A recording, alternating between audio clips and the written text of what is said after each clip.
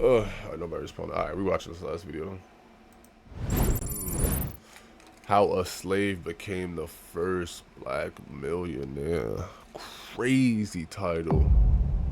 Crazy title. Slavery made them rich, but they won't tell you about the slave who got richer than Whoa. Slow down. White folks will tell you slavery made them rich, but they won't tell you about the slave who got richer than all of them. For 250 years, white people built fortunes off black bodies. Yep. Cotton empires, sugar plantations, tobacco dynasties, generational wealth stolen from stolen people. They'll brag about their self-made ancestors, while conveniently forgetting the unpaid labor that built every brick of their success. But here's what they don't want you to know. While they were getting fat off free labor, one black woman was watching, thoughtful, learning, planning. Her name was Biddy Mason, and she didn't just escape their system. She beat them at their own game. This woman went from being someone's property to owning property worth millions. From walking in chains to owning the chains that bound entire city blocks. The white man who tried to keep her enslaved, he died broke. The legal system designed to crush her, she used it to become one of the richest women in California. The American dream they said was for whites only, she didn't just live it. She thrived in it. This is the story they erased from your history books. The story of how a slave became a mogul and made every racist's worst nightmare come true. Biddy Mason was born in 1818 in Georgia, right into the belly of the beast. See, this wasn't just any time to be born black in America. This was peak slavery. I was about to say the worst time. The cotton boom. The time when white folks had convinced themselves that owning human beings was not just profitable, but ordained by God. Little Bridget, that was her birth name. She didn't even get to keep her parents. As a child, she was ripped away from everything she knew and sold to Robert Smithson like a piece of livestock. No last name, because slaves weren't considered human enough to have one. But here's what those white folks didn't count on. The enslaved community had their own education system. While Smithson thought he owned a little girl who would just pick cotton and serve his family, the other enslaved women teaching Biddy something that would change everything. This nigga using AI? When you dropped this video? Yeah, this nigga using AI. Medicine, African folk remedies passed down through generations, how to deliver babies, how to heal the sick, how to keep people alive when the system wanted them dead. She was learning to be indispensable. And in a world where your value determined whether you lived or died, this education was everything. But just when she'd found some stability, the white man's greed was about to tear her world apart again. By the way, if you're enjoying the content so far, nigga, you just started. Untold Black Stories, go ahead and subscribe to the channel. I don't even know if I enjoyed it yet. You to help spread the message. Now, back to the video. At 18 years old, Biddy became a wedding present. Yeah, you heard that right. Robert Smithson gave her away like a toaster to Robert and Rebecca Smith in Mississippi. Like a toaster. Just passed her along like she was nothing. And for the next 10 years, that's exactly how they treated her.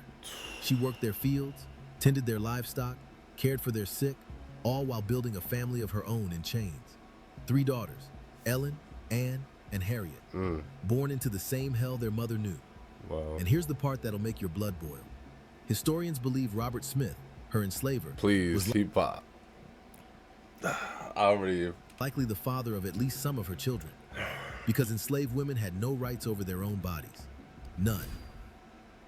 But Biddy, she made a promise to herself. Whatever it took, she would keep her daughters together. She would protect them. She would find a way. She had no idea that opportunity was about to come from the most unexpected place. But in 1847, some religious zealots showed up at the Smith plantation with promises of a promised land. Mormon missionaries rolled up to Mississippi, talking about revelation and redemption. They converted Robert Smith to the Church of Jesus Christ of Latter-day Saints and filled his head with dreams of Zion in the West. So Smith made a decision that would change everything. He was taking his family and his property on a 1,700-mile journey to Utah territory. What the fuck? Biddy walking across the American frontier with baby Harriet strapped to her back, holding the hands of Ellen and Anne, ages 10 and 4. While walking, she's also serving as the convoy's midwife, delivering babies for humans and animals alike. She's cooking meals, herding cattle, setting up camp, breaking down camp. She walked most of those 1,700 miles in 1848. Across mountains, deserts, and rivers that had no names. For 7 months, she kept the family alive and served dozens of other people while literally walking toward an unknown future. Is that bitch. When they finally reached the Salt Lake Valley, Biddy had proven something to herself. she could survive anything. Our territory was supposed to be this holy refuge, this Only promised for land white people. where God's For chosen white people Christians. would build Zion. But guess what? Brigham Young, the Mormon leader, was just Or as Mormons, racist as any whatever. southern plantation owner. He allowed slavery to continue in his holy kingdom. So Biddy spent 3 more years building Mormon settlements, using her medical skills to keep the community healthy, all while remaining enslaved. She was indispensable to these people. When someone was sick, they called Biddy. When a woman was giving birth, they called Biddy. When livestock needed care, they called Biddy. She was literally keeping their promised land alive while they refused to acknowledge her humanity. Her value to the community was undeniable, even if her freedom wasn't. In 1851, Brigham Young made an announcement that should have changed everything. He was sending a mission to California to establish a Mormon presence there, and he gave them a crystal clear warning. California is a free state. If you take your slaves there, they will be free. Not complicated, not ambiguous. Free state equals free people. Robert Smith heard this warning and decided to ignore it completely. See, he couldn't imagine giving up his human property. The idea of Biddy and her daughters being free was literally unthinkable to him. So He he's packed up his family and his slaves and headed to... You know how arrogant you gotta be to just believe that? Like, how does California anyway? Because well, I don't even know why I'm surprised. Leave your own lies. Yeah, But yeah. Smith was about to learn that I don't even know why I'm crossing state lines surprised. couldn't change California law. Here's the part that'll make you want to scream. The moment Biddy crossed into California in 1851, she was legally free. Her daughters were legally free. They all were. But nobody told her. For 4 years, she continued to serve Robert Smith in San Bernardino.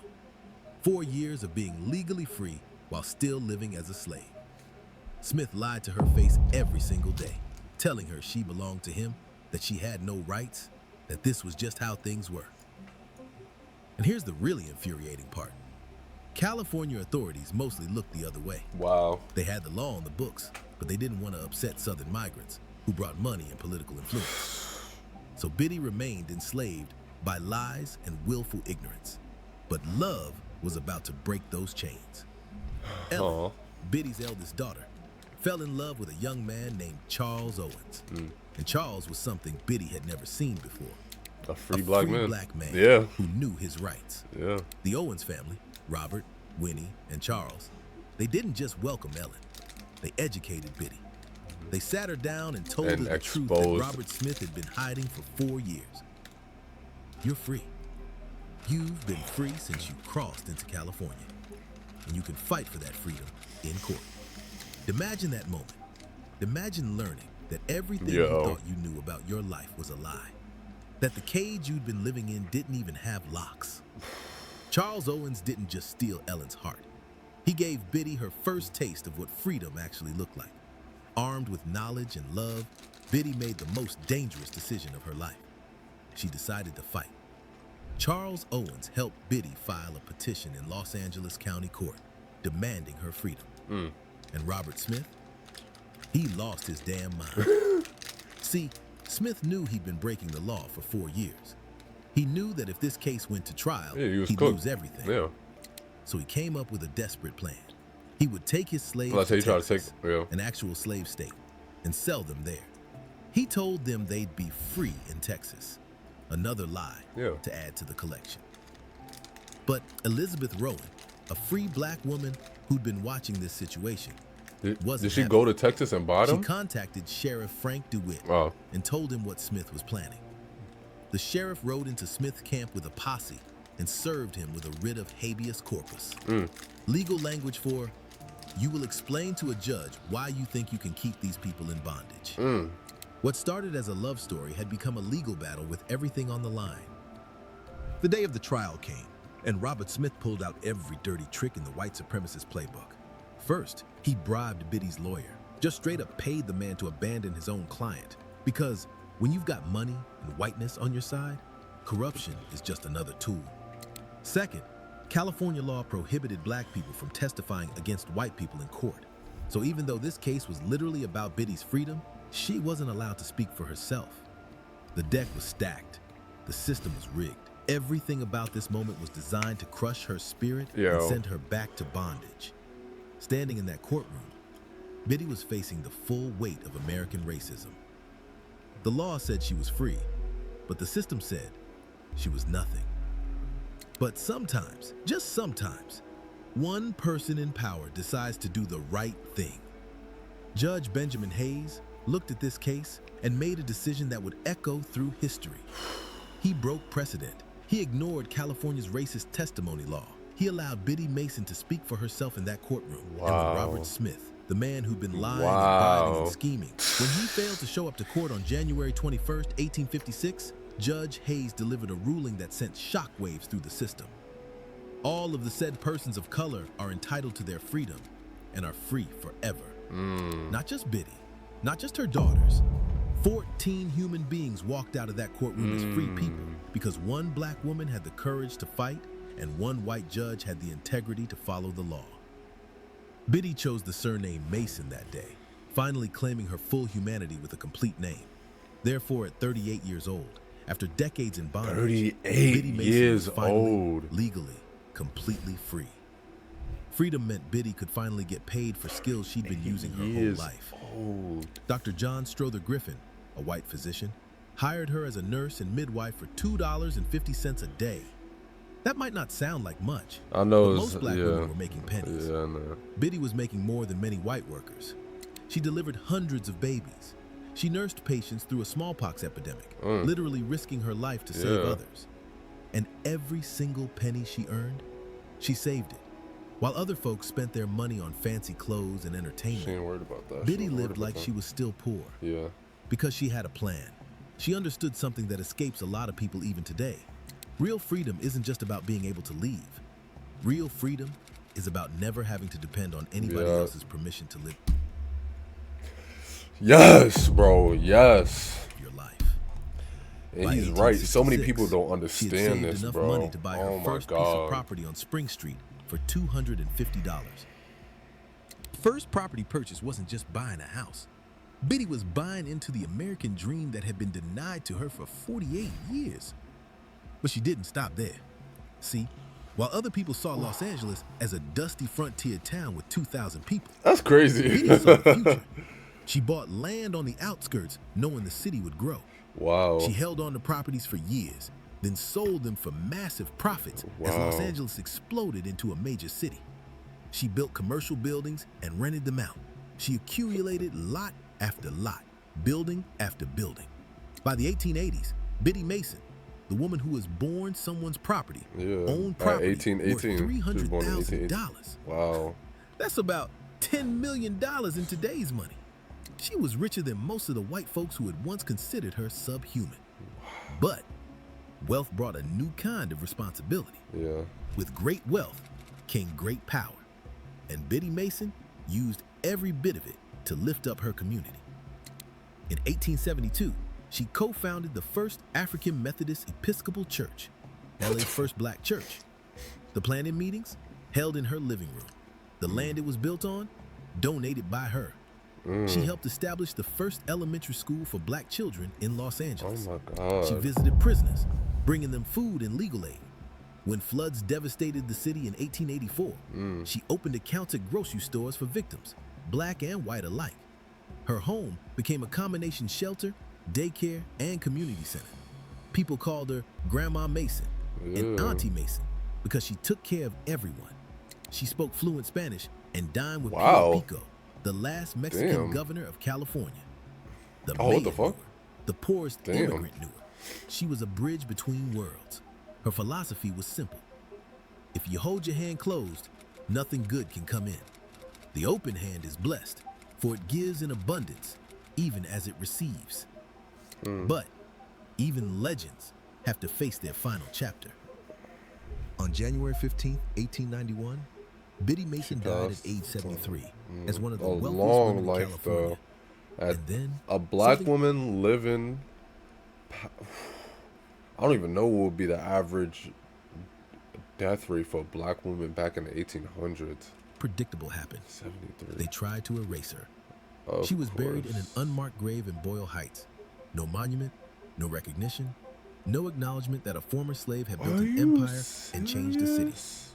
For nearly 100 years, Her story was deliberately forgotten because white America couldn't handle the truth that a black woman had not only survived their system, but had But beaten it so completely that she ended up richer and more influential than most of them. yo, But truth has a way of surfacing. In 1988, nearly a century later, a proper tombstone was finally erected over her grave. wow. In 1989, California declared November 16th Biddy Mason Day. Today, there's a memorial park in downtown LA where her house Good. once stood, with an 82-foot art installation telling her story. Good. Biddy Mason's story isn't just history, it's a blueprint. Oh my God, I She gotta showed go us that the system fucking doesn't visit give you freedom, that you take it. place.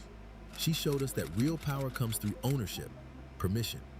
She showed us that individual success means nothing if you don't lift up your community. Yes, If a bro. woman born into slavery in 1818 could become a millionaire by 1891, what's stopping us today? Every time a black woman starts a business, buys property, fights for justice, or builds generational wealth, she's walking in Biddy Mason's footsteps. The system That's still fire. tries to tell us who we can be, but Biddy proves something that's still true today. We are Nah, unstoppable that's when we fire. decide to be. So the Facts. question isn't whether change is possible. Biddy already answered that. The question Is is, when what are you going to do with the blueprint she left us? Nah, that was deep.